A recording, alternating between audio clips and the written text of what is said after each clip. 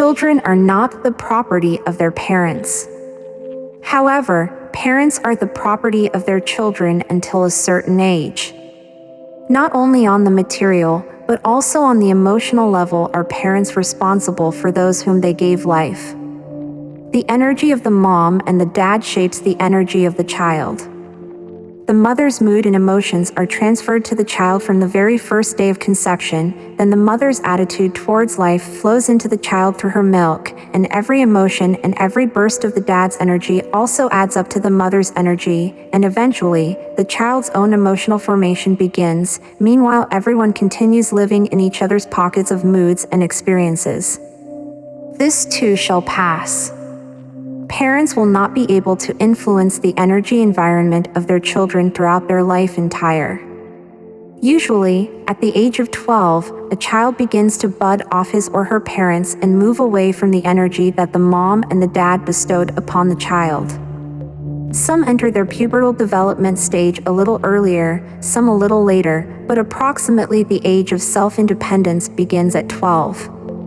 For the period of these 12 years, day by day, parents choose whether positive or negative energy they will transfer to their children, and the children without hesitation absorb any energy automatically, because they still do not know how to turn on their defense mechanisms against the negative energy.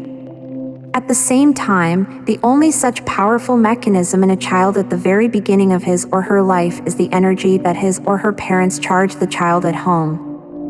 The quality of the parental energy does not depend on the amount of the parental love for their offspring. It is natural to love, but it is not always customary to realize the extent of the parental influence.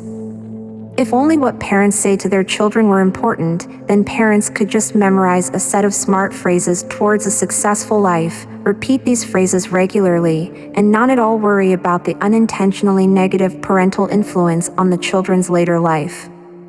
It is important not only what parents verbally teach their children, but also how parents approach the world around them and what energy they radiate into the world in the presence of their children.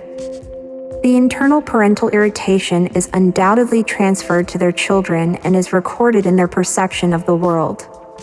Scandals in the family, any discontent and grumbling of adults, tense relations between the family members, the father's gloomy mood or the mother's tantrums will not necessarily manifest themselves in the children's life in exactly the same emotional forms. However, alas, this way or another, any energy of parents will nevertheless reveal itself in their children. Negative energy can reveal itself either in the form of physiological diseases or psychological disorders, or maybe in self-doubt or in some other unfavorable way. Thus, from a caring parent it takes only 12 years plus 9 months of focusing on their actions and emotions in order to properly charge and set up a new person for his or her entire later life. And after 12 years, various energies of friends, teachers, and especially of the opposite sex will flow in, which gradually displace the influence of the parental energy on a person. So only 12 years, and this is not that much, to focus on the good and load up the new human system with the brightest and most positive energy.